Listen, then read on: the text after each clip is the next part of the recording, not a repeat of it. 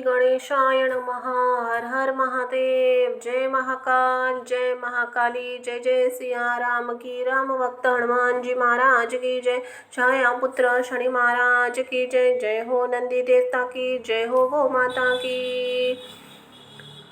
हर हर शिव शिव शंभो। प्रभु महादेव जी की श्री शिव गीता हिंदी में अर्थ सहित। ओम नमः शिवाय। श्री शिवाय नमस्तुभ्यम। सोमनाथ, मल्लिकार्जुन, महाकालेश्वर, ओंकारेश्वर, केदारेश्वर, भीमा शंकर, विश्वेश्वर, त्र्यंबकेश्वर, वैद्यनाथ, नागेश्वर, रामेश्वर, घृणेश्वर। हर हर महादेव। प्रभु शिव जी की स्तुति हिंदी में अर्थ सहित बोलो। हर हर शंभो।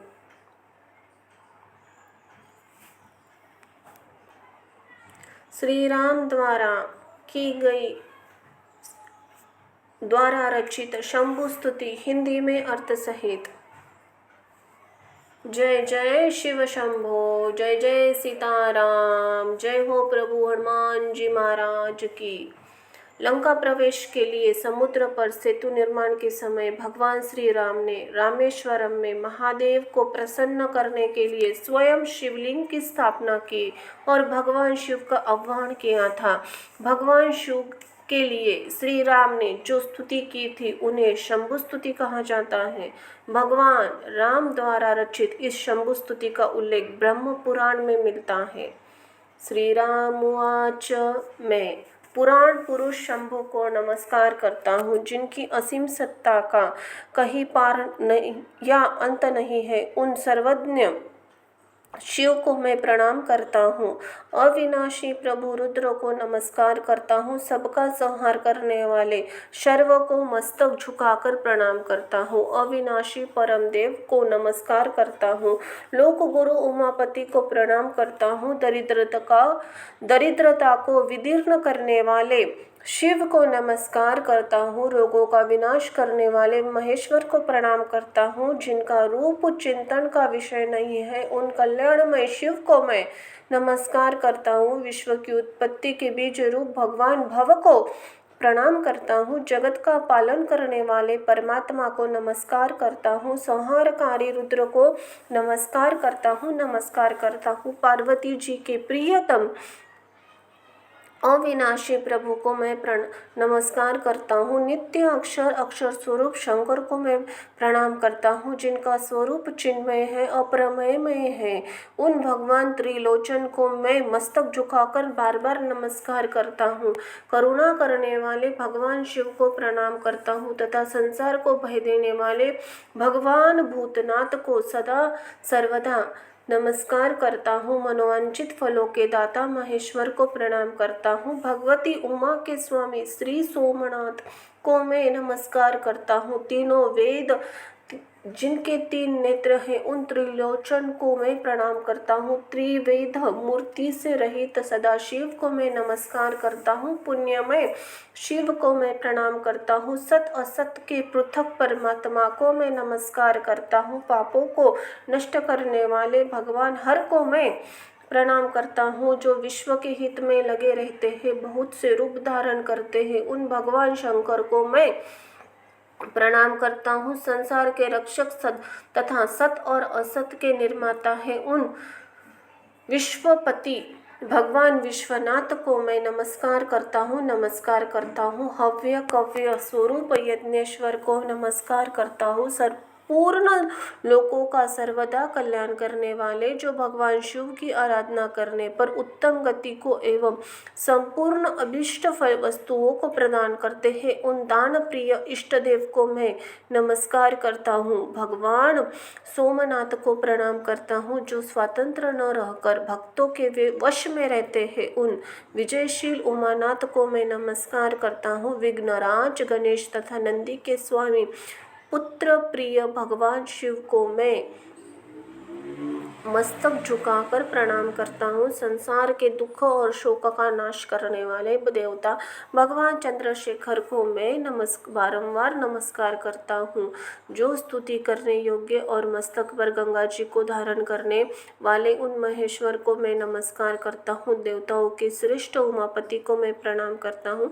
सभी देवताओं को जिनके कर कमलों की पूजा करते हैं उन भगवान को मैं नमस्कार करता हूँ। उन्होंने पार्वती देवी के मुख से निकलने वाले वचनों पर दृष्टिपात करने की इच्छा से मानो 3 नेत्र धारण कर रखे हैं उन भगवान को मैं प्रणाम करता हूँ। पंचामृत, चंदन, उत्तम धूप, दीप, भांति भांति के विचित्र पुष्प, मंत्र तथा अन्न आदि समस्त उपचारों से पूजित भगवान सोम को मैं नमस्कार करता हूँ। इति श्री ब्रह्म महापुराणे शिव स्तुति संपूर्ण। बोलो हर हर शिव शंभो। जय महाकाल, जय महाकाली। जय हो माँ आदिशक्ति आदि नारायणी। सर्वमंगल मांगल्ये शिवे सर्वाद साधिते शरण्ये त्र्यंबके गौरी नारायणी नमस्तुते।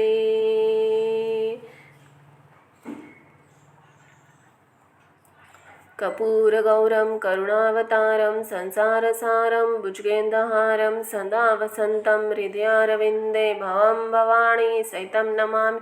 मन्दारमाला कृपालकाय कपालमाला अभिषेकराय दिगंबराय च दिगंबराय नमः शिवाय च नमः शिवाय। सांब सदा शिव पार्वतीपते हर हर हर हर हर हर महादेव। बोलो शंभुनाथ की, त्रिलोकनाथ की, जटाधारी भस्मधारी शिव शंभु की जय हो। अध्याय 9। ओम नमः शिवाय। श्री भगवान उवाच। श्री भगवान बोले, हे राजन, तुम सावधान होकर सुनो। मैंने तुमसे देह का स्वरूप कहता हूँ। यह संसार मुझसे ही उत्पन्न होता है और मुझसे ही धारण किया जाता है। और जिस प्रकार भ्रम निवृत्त होने रजत समीप पे लय हो जाती है, इसी प्रकार यह जगत ज्ञान से मुझ में ही लय हो जाता है। मैं निर्मल पूर्ण सच्चिदानंद स्वरूप हूँ। मैं संग रहित अहंकार शुद्ध सनातन ब्रह्म हूँ। मैं अनादि सिद्धि माया से युक्त होकर जगत का कारण होता हूँ। मेरी माया का वर्णन नहीं हो सकता। उसमें सत्व, रज, तम यह 3 गुण रहते हैं। सत्व गुण शुक्ल वर्ण मनुष्य को सुख और ज्ञान देने वाला है और रजगुण का रक्त वर्ण है, यह चंचल और मनुष्य को दुख देने वाला है। तम का कृष्ण वर्ण है, यह जड़ और सुख दुख से उदासीन रहता है। इसी कारण मेरे संयोग से वह त्रिगुणात्मक माया मेरे ही अधिष्ठान से इस प्रकार जगत को रचना करके दिखाती है। जिस प्रकार अज्ञान शुद्धि में रजत और रस्सी में सर्प दिखाई देता है, मुझसे माया के द्वारा आकाश की उत्पत्ति होती है। मुझसे ही प्रथम आकाश, आकाश से वायु, वायु से अग्नि, अग्नि से जल, जल से पृथ्वी उत्पन्न होती है। उन्हीं 5 से उत्पन्न हुआ यह सब देह पंचभूतात्मक के कहता है। पिता माता के भक्षण के लिए अन्न से यह षट कोशात्मक शरीर उत्पन्न होता है, जिसमें स्नायु, अस्थि और मज्जा पिता के कोश से उत्पन्न होते हैं। त्वचा, मांस और रुधिर यह माता के वीर्य से उत्पन्न होते हैं। इसी प्रकार माता और पिता संबंधी षट कोशात्मक देह माता से उत्पन्न होने वाले, पिता से उत्पन्न होने वाले, रज से उत्पन्न होने वाले तथा आत्मा से उत्पन्न होने वाले 4 पदार्थ हैं। उसमें से ही रक्तम, मेदा, मज्जा, प्लीहा, यकृत, गुदा, हृदय, नाभि इत्यादि मृदु पदार्थ माता से ही उत्पन्न होते हैं। श्रमु, लोम, केश, स्नायु, शिरा, धमनी, नाड़ी, नख, दंत, वीर्य आदि स्थिर पदार्थ पिता के संबंध से होते हैं। पृष्ठता, वर्ण, तृप्ति, बल, अवयवों की दृढ़ता, अलुप्तता, उत्साह इत्यादि रज से उत्पन्न होते हैं। इच्छा, द्वेष, सुख, दुख, धर्म, अधर्म, भावना, प्रयत्न, ज्ञान और आयुष्य, इंद्रिय इत्यादि यह आत्मज अर्थात आत्मा से उत्पन्न हुए कहते हैं। श्रोत, त्वचा, चक्षु, जीवा और घ्राण यह 5 इंद्रिय कहलाते हैं। क्रम से ही शब्द, स्पर्श, रूप, रस, गंध यह 5 इनके विषय है। वाणी, हाथ, पैर, गुदा और उपस्थ यह 5 कर्म इंद्रिय हैं। बोलना, लेना, देना, चलना, मल विसर्जन, रति यही क्रम से 5 इंद्रियों से 5 कार्य है। यह उभयात्मक है। मन, बुद्धि, अहंकार, चित्त यह अंतःकरण के 4 भेद हैं। सुख और दुख का यह मन का विषय है। स्मृति, भय, विकल्प इत्यादि मन के कर्म है। जो निश्चय करती है उसको बुद्धि कहते हैं। और यह अहम मम यह जो अहंकारात्मक मन की वृत्ति है इसे ही चित्त कहते हैं। यही अंतःकरण में सतोगुण गुणादि भेद से 3 प्रकार का है। सत, रज, तम यह 3 गुण है। जब सतोगुण प्रधान होता है तब अस्तिक्य, बुद्धि, स्वच्छता, धर्म में रुचि इत्यादि सात्विक धर्म प्राप्त होते हैं। जब रजोगुण होता है तब काम, क्रोध, मद इत्यादि होते हैं।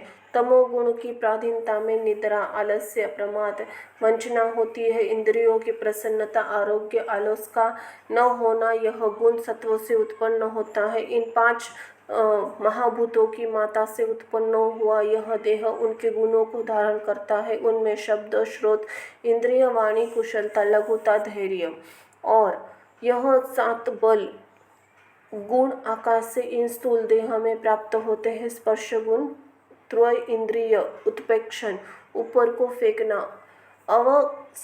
अवक्षेपण, नीचे को फेंकना, अंकुचन, सिकुड़ना, प्रसारण, फैलना, गमन, चलना यह 5 कर्म है। प्राण, अपान, व्यान, समान, उदान यह 5 प्राण है। नाग, कूर्म, कुकुल, देवदत्त, धनंजय यह 5 उपप्राण कहलाते हैं। यह एक ही वायु विकार को प्राप्त होने पर 10 नाम धर लिए हैं। उनमें से प्राण पवन मुख्य है जो नाभि से लेकर कंठ तक स्थित रहता है और उसे नासिका, नाभि और हृदय कमल में गमन करता है। शब्द के उच्चारण, निश्वास और श्वासदिका यही कारण है। गुद, लिंग, कटी, जंघा, उदर, नाभि, कंठ, अंडकोश, जोड़ों की संधि और जांघों में अपना अपान वायु रहता है। उसका कर्म मूत्र और पुरुष का विसर्जन त्याग करना है। नेत्र, कर्ण, पाँव के घुटने, जीवा तथा नासिका इन 5 स्थानों में व्यान वायु रहता है। प्राणायाम, रेचक, पूरक, कुंभ इसके कर्म है। समान वायु सब शरीर में व्याप्त होकर जठर अग्नि के सहित 72,000 नाड़ियों के रंध्रन में संचार करता है। भोजन के लिए और पिए हुए संपूर्ण रसों को देह की पुष्टि के निमित्त लेकर चरण, हाथ और अंग की संधियों में उदान वायु रहता है। देह का उठना चलना यह कर्म इसका कर्म कहा गया है। त्वचा, मांस, रक्त, अस्थि और स्नायु इन 5 धातुओं का आश्रय आदि 5 उप प्रमाण रहते हैं। डकार, हिचकी यह नाग पवन का कर्म, पलक खोलना लगाना, कटाक्ष यह कूर्म का कर्म, भूख प्यास छोड़ना कूर्म का कर्म, आलस्य, निद्रा, जम्भाई देवदत्त का कर्म, शोक और हास्य धनंजय का कर्म है। आग्रह के धर्म, चक्षु, कृष्ण, नील, शुक्र आदि रूप, भोजन का पाक, स्वतः प्रकाश, क्रोध, तीक्ष्णपन, कुशलता, ओज, इंद्रियों का तेज, संताप, शूरता और बुद्धि यह गुण तेज से प्राप्त होते हैं। रस इंद्रिय, रस, शीत, चिकाटपन, द्रवत्व, पसीना और संपूर्ण अवयव में कोमलता यही धर्म जल से उत्पन्न होते हैं। घानेन्द्रिय, गंध, स्थिरता, धैर्य, गुरुत्व, यह धर्म पृथ्वी से उत्पन्न होते हैं। त्वचा, रुधिर, मांस, मेदा, अस्थि, मज्जा और शुक्र, यह 7 धातु शरीर में धारण करते हैं। पुरुषों का भक्षण किया जठर अन्न जठर अग्नि से 3 भाग हो जाता है। तिसका स्थूल भाग मल, मध्य भाग मांस और सूक्ष्म भाग मन होता है। इससे मन अन्नमय कहलाता है। जल का स्थूल भाग मूत्र, मध्य भाग रक्त और कनिष्ठ भाग प्राण कहलाता है। इससे जलमय प्राण है। तेज का स्थूल भाग अस्थि, मज्जा, मध्य भाग और वाणी सूक्ष्म भाग है। आश्रय यह है कि अन्न, उदक और तेज रूप सर्व जगत है। रक्त मांस से उत्पन्न होता है। मांस से मेदा, मेद से अस्थि और अस्थि से मज्जा उत्पन्न होती है। मांस से नाड़ी उत्पन्न होता है। मज्जा से वीर्य उत्पन्न होता है। वात, पित्त, कफ, यह 3 धातु शरीर में रहते हैं। शरीर में दंश अंजलि प्रमाण जल रहता है। 9 अंजलि रस अर्थात अन्न रहता है। रक्त 8 अंजलि, विष्ठा 7 अंजलि, कफ 6 अंजलि, पित्त 5 अंजलि, मूत्र 4 अंजलि रहता है। वसा चर्बी 3 अंजलि, मेदा 2 अंजलि, मज्जा 1 अंजलि और वीर्य आधी अंजलि रहता है। इसी को बल कहते हैं। शरीर में अस्थि 360, शंख, कपाल, रुचक, अस्थारण और नवक, यह 5 प्रकार की अस्थि होती है। शरीर में 200 दंश, 210 अस्थियों संधि है और उसे रोरो, प्रसर, स्कंध, लोचन, उखल, समुदक, मंडक, शंखावृत और वाय संतुटक, यह 8 भेद अस्थियों की संधि के हैं। 3.5 करोड़ सब शरीर में रोम है और ढाड़ी के बाल 3 लाख है। हे दशरथ कुमार, इस प्रकार यह देह का रूप तुम्हारे प्रति वर्णन किया। इस देह के समान निस्सार पदार्थ दूसरा त्रिलोक में कोई नहीं है। इस देह को प्राप्त होकर पाप बुद्धि पुरुष महान अभिमान करते हैं और अहंकार रूप पाप से मुख्य आनंद मोक्ष का कुछ भी उपाय नहीं करते। यह महाशोक की बात है। इति श्री पद्म पुराणे शिवगीता ब्रह्म विद्या योग शास्त्रे श्री राघव संवादे देह स्वरूप निर्णय नामक 9वां अध्याय यहाँ संपन्न हुआ। बोलो हर हर शिव शंभो।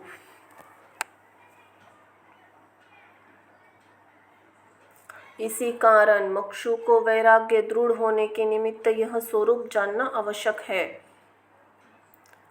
अतः 10वां अध्याय।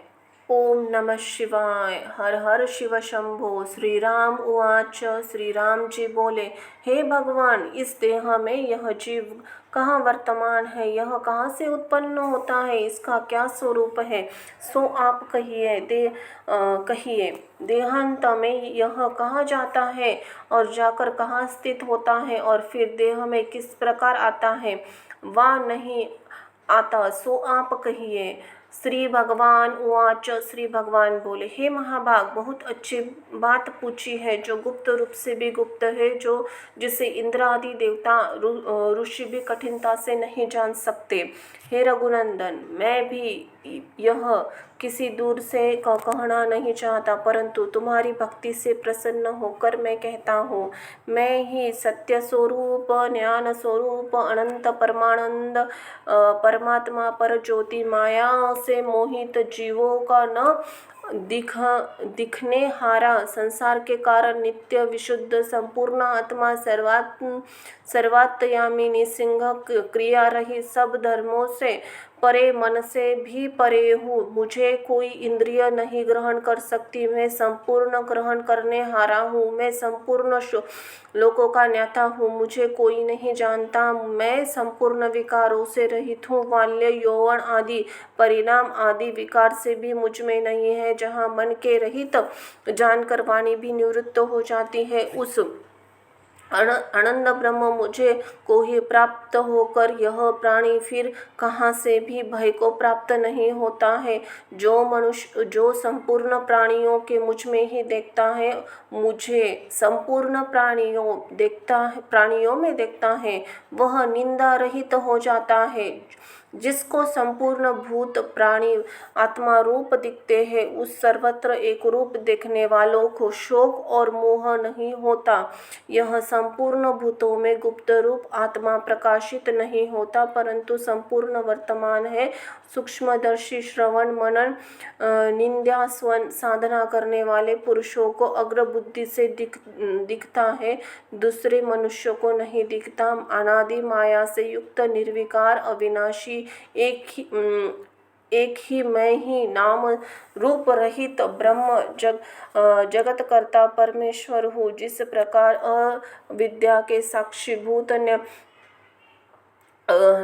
ज्ञानवर स्वप्न में त्रिलोक की कल्पना की जाती है, इसी प्रकार मुझ में यह सब जगत उत्पन्न हो दिखता है, स्थिति पाता है और लय हो जाता है।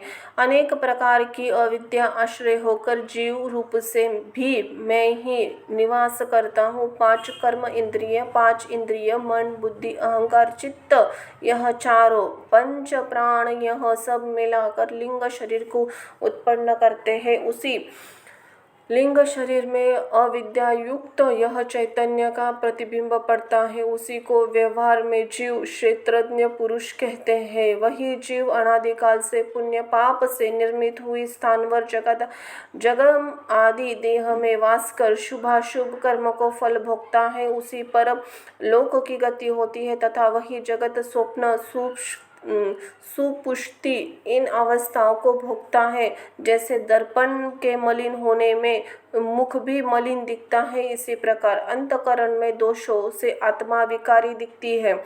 अंतकरण और जीव इन दोनों के परस्पर अध्याय के कारण और एक भाव अभिमान करने के परमात्मा भी दुखों से प्रतीत होता है। वास्तव में सुख दुख का धर्म अंतकरण में है, जीव में नहीं। परंतु जिस प्रकार चंद्रमा प्रतिबिंब जल में पड़ने से वह जल के चलायमान होने से चलायमान मंदित होता है, इसी प्रकार अंतकरण के सुख दुख होने से वही जीव में आरोपण किए जाते हैं। जिस प्रकार मारवाड़ देश में है दोपहर के समय सूर्य की किरण रेत में पड़कर जल रूप से प्रतीत होती है, उसमें केवल अज्ञान से ज्ञान जाता है, तो वो जल रूप नहीं वास्तव में संताप करने वाली है। इसी प्रकार आत्मा भी निर्लेप है, परंतु वह मूढ़ बुद्धि वालों को अविद्या और अपने दोषों को कारण करता भोक्ता प्रतीत होता है। इस अन्नमय पिंड के स्थूल देह में हृदय के विषय में स्थित रहता है और नख के अग्रभाग से लेकर शिखा पर्यंत व्याप्त हो रहा है। सो तू सावधान होकर सुन, वही यह जीव जो मनुष्य में ब्राह्मण इत्यादि अभिमान करता हुआ इस मांस पिंड में स्थित है। नाभि से ऊपर और कंठ से नीचे अवकाशमान स्थान को व्याप्त करके सदा स्थित रहता है। इतने ही स्थान में बीच में हृदय है, जिसका स्वरूप डिंडी सहित कमल कली के समान है। उसका मुख नीचे को है, उसमें सूक्ष्म और सुंदर एक छिद्र है, उसी को दाहराकाश कहते हैं। उसमें जीव रहता है। केश के अग्रभाग का 100वां भाग फिर उसका भी 100वां भाग करके जो प्रमाण किया जाए, वही सूक्ष्मता जीव की जानने वस्तुत तो जीव के स्वरूप का प्रमाण नहीं है कि ऐसा है और इतना है। जिस प्रकार कदम के फूलों को मध्याई चारों ओर केशर होती है, इसी प्रकार से हृदय स्थान से सहस्त्र नाड़ी निर्गित हुई है, जो शरीर भर में व्याप्त है। वे हित और बल की देती है, इसी कारण उनकी हित संज्ञा है। योगियों ने उन नाड़ियों को संख्या 72 सहस्त्र कही है। जिस प्रकार सूर्य से किरण निर्गत होती है, इसी प्रकार से वे नाड़ी हृदय में निकली है। उनमें 101 नाड़ियों के संपूर्ण शरीर को वेष्टित कर दिया है और प्रत्येक नाड़ियों के 10-10 नाड़ी है। उनके द्वारा विषयों का अनुभव होता है। यह नाड़ी सुख दुख जगत जागृत स्वप्न के साक्षात कारण है। जिस प्रकार नदी जल को बहाती है, इसी प्रकार नाड़ी सुख दुख और कर्म फल को बहाती है। इन 101 नाड़ियों से एक नाड़ी ऊपर अनंत नाम में बहती है, ब्रह्म रथ तक पहुँच जाती है, जो अनंत अर्थात सूक्ष्म नाम नाड़ी है। उनमें से प्राप्त होकर यह जीव मुक्त हो जाता है। जिस समय यह अंतःकरण कामादि दोष शून्य होता है, उस समय यत्न करने से योगियों की आत्मा इस नाड़ी में प्राप्त होता है। परंतु इस समय सद्गुरु की कृपा और पूर्ण ज्ञान की आवश्यकता है, कारण कि ज्ञान द्वारा मुक्ति प्राप्त होती है। जिस प्रकार से राहु अदृश्य रहकर भी चंद्रमंडल में दिखता है, इसी प्रकार सर्वत्र रहने वाली आत्मा लिंग देह में ही प्रतीत होता है। जिस प्रकार घट के ले जाने से घटकाश भी लेकर जाया जाता है, इसी प्रकार सर्वज्ञ व्यापक कभी जीवात्मा लिंग देह में प्रतीत होता है। यद्यपि वह पूर्ण निश्चल है, परंतु वह जागृत अवस्था में घटकादि पदार्थों का चैतन्य प्रतिबिंब युक्त होने से अंतःकरण वृद्धि से व्याप्त होकर चंचल सा दिखता है। जिस प्रकार से सूर्य दिशाओं में व्याप्त करता है, इसी प्रकार निष्क्रिय और सर्व पदार्थों में व्याप्त लिंग देह के संबंध में उत्पन्न हुई अंतःकरण की वृत्त नाड़ियों में द्वारा बाहर जाकर विषयों में प्राप्त हो उन्हें प्रकाशित करती है। अपने किए उन कर्मों के अनुसार जागृत आदि अवस्था में सुख दुख का साक्षात्कार जीव करता रहता है। संपूर्ण वृत्ति लिंग शरीर से उठाती है। जब तक मोक्ष न हो तब तक लिंग शरीर का नाश नहीं होता। जिस समय ज्ञान द्वारा और ब्रह्मादि भेद मिट जाएगा, जिस समय ज्ञान द्वारा जीव और ब्रह्म का भेद मिट जाएगा और अविद्या सहित इस लिंग शरीर का नाश हो जाएगा, उस समय केवल आत्मा अनुभव मात्र ही अहम ब्रह्मास्मि इस स्वरूप में स्थिर होने से ही मुक्त होता है। जिस प्रकार घट के उत्पन्न होते ही घटकांश उसमें प्राप्त होता है और उसके नष्ट होने से वह अपने स्वरूप में अवस्थान करता है, इसी प्रकार माया के नष्ट होने से आत्मा अपने स्वरूप में अवस्थान करता है। जब जागृत अवस्था में भोग देने वाले कर्मों का क्षय होकर स्वप्न काल में भोग देने वाले कर्म जागृत समय के गेहादि विषय में साक्षात करने वाले ज्ञान को छिपाकर जब जागृत होते हैं, तब यह जीव क्रीड़ा करो इस प्रकार से परमेश्वर की इच्छा से पूर्ण अनुभव किया हुआ स्वप्नाधिक विषय का जागृत होने पर यह मायावी विद्याओपी जीव माया की निद्रा के योग से जागृत अवस्था में भी स्वप्न से भिन्न स्वरूप अवस्था की ओर देखता है। पटादि विषय बुद्धि और इंद्रिय और स्वप्न समय के भोग देने वाले पदार्थ की समान सब सृष्टि अंतःकरण में कल्पना करी है। जिस प्रकार एकला मनुष्य स्वप्न में भी अनेक मनुष्य को देखता, भोग भोगता और संसार की सब रचना भिन्न भिन्न करता है, यथार्थ में भी एक ही है। इसी प्रकार वास्तविक आत्मा है, परंतु अंतःकरण में कल्पना से यह जगत अनेक भाव से दिखता है।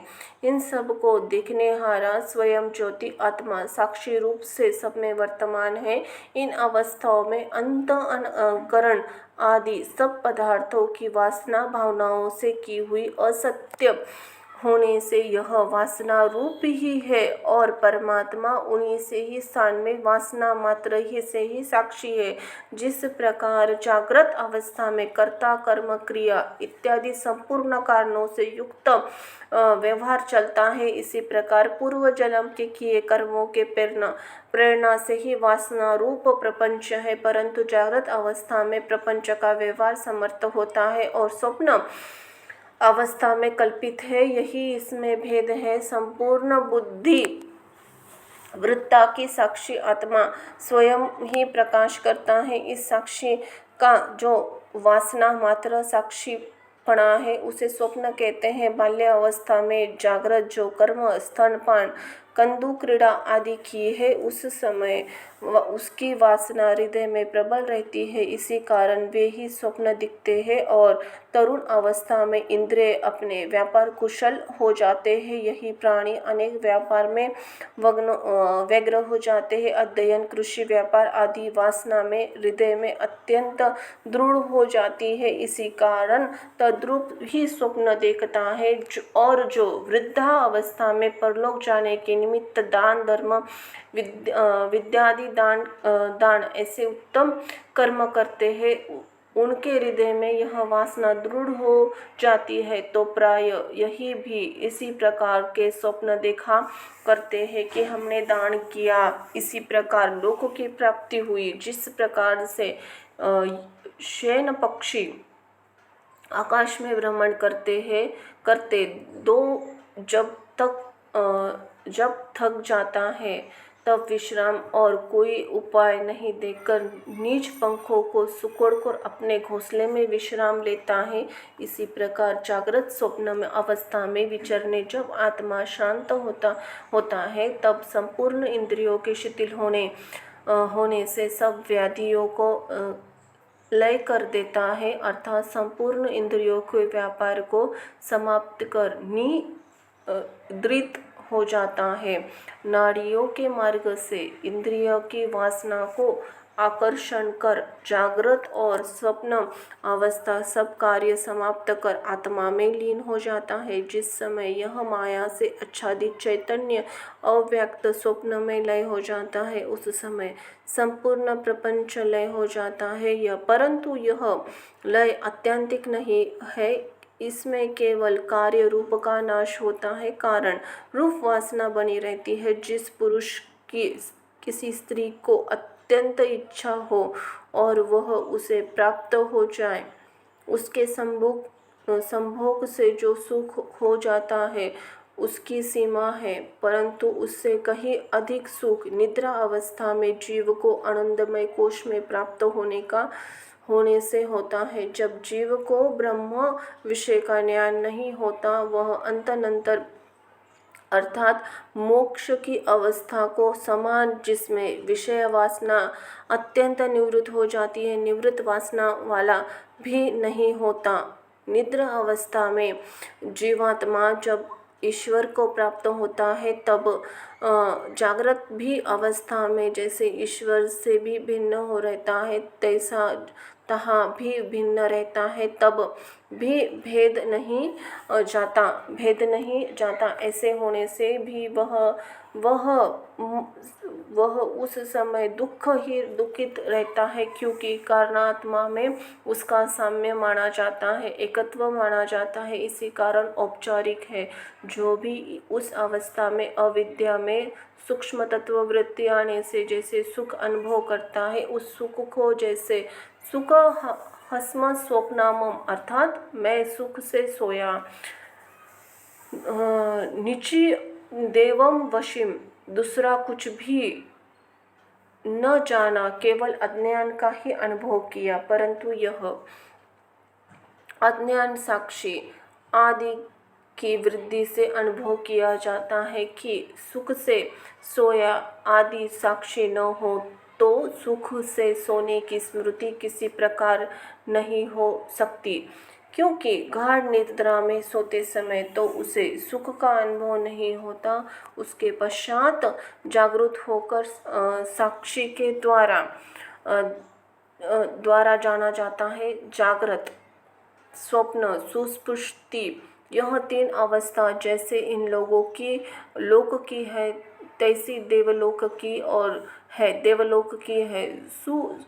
सुस्पष्टि अवस्था के अंत में जब जागृत अवस्था आती है तो अपने कारण रूप जीव के प्रारब्ध कर्म से फिर कर्म इंद्रिय के इस प्रकार कर्म से फिर इंद्रिय के इस प्रकार जाग उठती है जिस प्रकार अग्नि से विस्फुलिंग चिंगारियां उठने लगती है। इसी प्रकार सूक्ष्म रूप से लीन हुई इंद्रिय उठती है। जिस प्रकार जल भरा हुआ घड़ा जल में डुबो दे और यदि उसे फिर निकालो तो वह उस जल से भरा ही आता है। उसी प्रकार से यह जीवात्मा इंद्रिय आदि सहित कारणाओं में लय को प्राप्त हो उन इंद्रियों को सहित जागृत अवस्था में प्राप्त होता है। विज्ञान आत्मा जीव कारात्मा ईश्वर यह दोनों वास्तव में एक ही रूप है, परंतु अविद्या में प्रपंच से ही उनमें भेद प्रतीत होता है। जब यह अविद्या नष्ट हो जाए तो ऐसा नहीं होता, उस समय दोनों एक रूप हो जाते हैं। इस प्रकार से एक ही सूर्य जलादि अनेक प्रतिबिंब होने से अनेक रूप दिखाता है और जल के चलायमान होने से सूर्य आदि में चंचलता प्रतीत होती है। इसी प्रकार कुटस्थ एक जीवात्मा ईश्वर एक ही है और अनेक देहों में प्रतिबिंबित जीव रूप से प्रविष्ट होकर अनेक रूप और गमनादिगमन रूप से दिखता है। इति श्री पद्म पुराणे उपविभागे शिवगीता ब्रह्म विद्या योगशास्त्रे शिवराघव संवादे जीव स्वरूप कथम नाम 10वां अध्याय संपन्न हुआ। बोलो हर हर शिव शंभो। आत्मा देहादि उपाधि रहित स्वप्रकाश है, परंतु स्वरूप की स्मृति लोप करने वाली माया से विस्मृति को प्राप्त कर दिया है। इससे सब प्रपंच में अज्ञान से वंदित होता हूँ, कारण कि यह माया तो अघटित घटना पटीयसी न होने वाली बात को भी करने दिखा देती है। माया के योग में आत्मा कितने ही विरुद्ध कर्म दिखे, परंतु माया के दूर होते ही जीव ईश्वर निर्विकार हो जाता है। हे दशरथ कुमार, यह तुमसे जीव का स्वरूपण वर्णन किया है। इति श्री पद्म पुराणे ब्रह्म विद्या जीव स्वरूप वर्णन नाम 10वां अध्याय संपन्न हुआ। बोलो हर हर शिव शंभो। सांब सदा शिव पार्वती पते हर हर महादेव। बोलो शिव शंभुनाथ की जय। धन्यवाद।